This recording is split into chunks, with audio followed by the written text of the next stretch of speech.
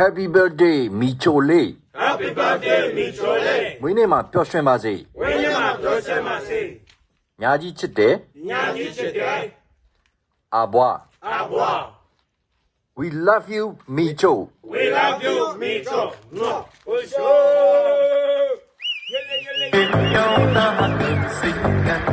ဘုရားဘာသာဘုရား